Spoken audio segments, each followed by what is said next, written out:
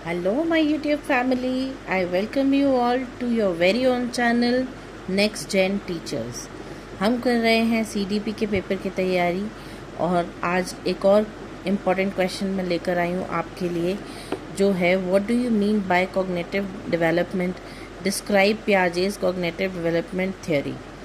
ये main theory है, हर बार paper में आती है, तो आप इसे रिवाइज करना ना भूलिएगा। Let's get started. Meaning, cognitive development means the development of intelligence, conscious thought, and problem solving ability that begin in infancy. It is a process by which an infant becomes an intelligent person, acquiring knowledge with growth and improving his or her ability to think, learn, reason and abstract. ये एक ऐसी quality है जो कि बच्चे के अंदर छोटे होते ही आ जाती है, उसे हम कहते हैं कॉग्निटिव डेवलपमेंट। साइंस के अंदर इसको हम कॉग्निसर भी कहते हैं, क्योंकि ये एक लैटिन वर्ड है। इस लैटिन वर्ड का मतलब होता है टू नो और टू कंसेप्चुअलाइज, किसी चीज़ के बारे में नॉलेज होना। अब जीन पियाजे एक स्विस साइकोलॉजिस्ट थे जो कि पैदा हुए थे स्विट्ज़रलैंड में, और उनको father of modern child psychology भी कहा जाता था। He considered children as little scientist. वो बच्चों को नन्हा वैज्ञानिक कहकर संबोधित करते थे और उनको चाइल्ड कंस्ट्रक्टिविस्ट भी कहा जाता था। He has given the theory of cognitive development by experimenting on his own daughter and nephew. पियाजे ने ये जब थ्योरी दी थी तो उन्होंने अपनी बेटी और अपने नेफ्यू पर इसको आजमाया था। पियाजे has given 4 cognitive stages and 3 cognitive structures to understand how children acquire knowledge and also the nature of intelligence. अब पियाजे ने अपनी कॉग्निटिव डेवलपमेंट की थ्योरी समझाने के लिए 4 स्टेजेस बताई हैं और 3 स्ट्रक्चर्स बताए हैं। पहले हम 4 स्टेजेस के बारे में बात करेंगे। तो पहली स्टेज है सेंसरी मोटर स्टेज, सेकंड है pre operational stage, third concrete operational stage और फोर्थ फॉर्मल ऑपरेशनल स्टेज। अब इन स्टेजेस के बारे में भी हम आगे पढ़ेंगे। पहले हम 3 स्ट्रक्चर्स देख लेते हैं। 3 स्ट्रक्चर्स जो दिए थे जीन पियाजे ने वो थे, पहला था स्कीमा, सेकंड था एसिमिलेशन और थर्ड है अकोमोडेशन। 4 स्टेजेस के बारे में पढ़ते हैं। पहली स्टेज जो थी वो थी सेंसरी मोटर स्टेज। ये जन्म से लेकर 2 साल तक के बच्चे के बारे में थी और इन स्टेजेस को जीन पियाजे ने कुछ सब स्टेजेस में भी डिवाइड किया था। फॉर एग्जाम्पल, फर्स्ट सब स्टेज जो थी वो थी स्टेज ऑफ रिफ्लेक्स एक्शन और एक्टिविटीज़। इसके अंदर बच्चा जो है रिफ्लेक्स एक्शन, जैसे कि सकिंग, कोई भी ऑब्जेक्ट अगर बच्चे के हाथ लग जाता है तो वो उसको सक करना शुरू कर देता है। तो ये एक एक्टिविटी थी जो बच्चे के अंदर शुरू से ही होती है। Stage of primary circular reactions. अब बच्चा जो है प्राइमरी इनिशियल रिएक्शंस देना शुरू करता है उसकी बॉडी में। अगर उसको कहीं पेन होता है या कुछ होता है तो वो हंसना और रोना शुरू करता है। Stage of secondary circular reaction के अंदर बच्चा 4 से लेकर 6 महीने तक का होता है। इस टाइम पीरियड में बच्चा जो है सामान फेंकता है, उसको आप कुछ भी पकड़ा दो वो सारा सामान जो है उसे फेंक देगा। Stage of coordination of secondary schemata. The duration of the stage is 8 months to 12 months। इस स्टेज के अंदर 8 महीने से 12 महीने का बच्चा जो है वो बड़ों की नकल उतारना शुरू कर देता है। The children start imitating the activities of their elders. बड़ों की नकल उतारता है, इमिटेट करता है।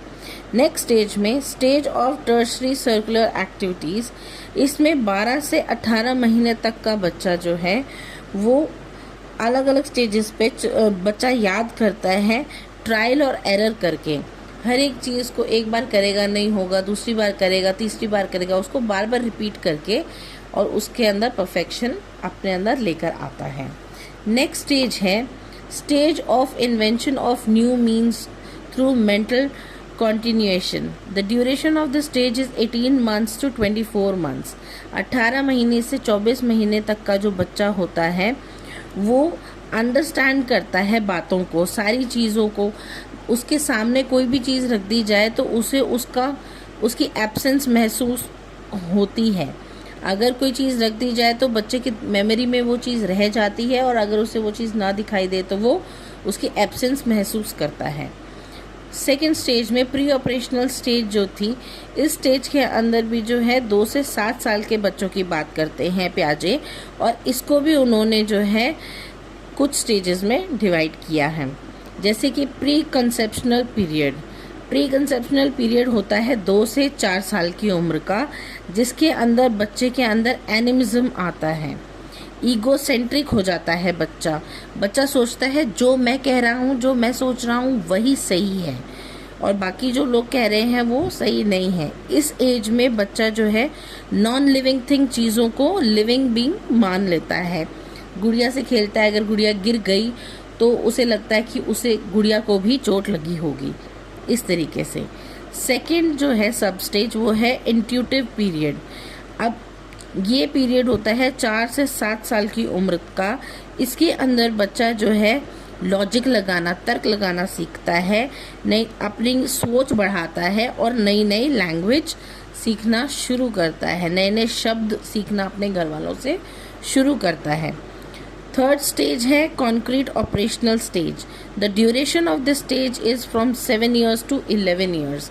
7 साल से 11 साल का जो बच्चा है वो conservation, numeration, seriation, classification and relationships को समझना शुरू करता है। क्रम में चीज़ें लगाना, नंबरों का ज्ञान होना, वो ये सब चीज़ें सीखता है। फाइनल स्टेज जो होती है वो होती है formal operational stage. The duration of the stage is from 11 years to adulthood। 11 साल से किशोर अवस्था तक इसकी अवधि होती है। इसके अंदर बच्चा जो है हर एक चीज़ को एक्सपीरियंस करता है और आर्टिफिशियल एनवायरनमेंट जो है उसको सोच लेता है। बच्चे की सोचने की क्षमता इस कदर बढ़ जाती है कि वो कहीं पर भी बैठा हुआ कोई भी चीज़ इमेजिन कर सकता है। ये तो थी स्टेजेस। अब हम बात करते हैं पियाजे के दिए हुए स्ट्रक्चर्स के बारे में। पियाजे ने 3 स्ट्रक्चर्स भी दिए थे कॉग्निटिव डेवलपमेंट के, जिसमें से सबसे पहला है स्कीमा। स्कीमा का मतलब है सबसे पहला ज्ञान, जो ज्ञान बच्चे के अंदर शुरुआती दौर में ही होता है। जैसे कि बच्चा जो है वो सकिंग रिफ्लेक्स जो एक्शन जो है वो सीखा हुआ होता है, which is targeted by something touching the babies lips. अब बच्चे के होठों पर कोई भी चीज़ छूती है तो वो उसको सक करना शुरू कर देता है, ये उसका शुरुआती ज्ञान है। एसिमिलेशन होता है कि जो ज्ञान बच्चे को पहले से था अब उसके अंदर कुछ नया ऐड हुआ है, उस ज्ञान के अंदर कोई नई नॉलेज जो है वो ऐड हुई है। It is the process of addition to the previous knowledge. Schema के अंदर नई नॉलेज ऐड होने को हम एसिमिलेशन कहते हैं। Accommodation is a process of change into the previous knowledge, assimilation to meet equilibrium, that is success. Now accommodation क्या होता है? बच्चे का पहले का जो ज्ञान है, एसिमिलेशन जो उसने अपने ज्ञान के अंदर वृद्धि करते हुए सीखा था, अब अगर उसके अंदर किसी तरीके का किसी प्रकार का अगर चेंज होता है तो उसे हम कहते हैं अकोमोडेशन।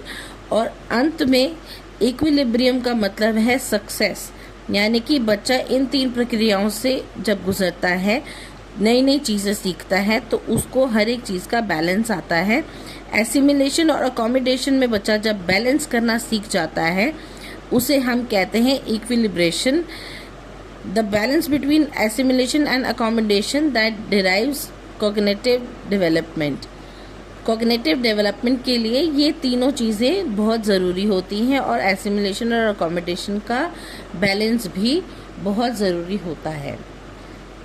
Thank you. तो ये थी आज की क्लास। अगर आपको क्लास अच्छी लगी हो तो please like, share, subscribe and share it with your friends. और हाँ, कमेंट में मुझे ज़रूर बताइएगा कि आपको नेक्स्ट क्वेश्चन कौन सा पढ़ना है। Thank you.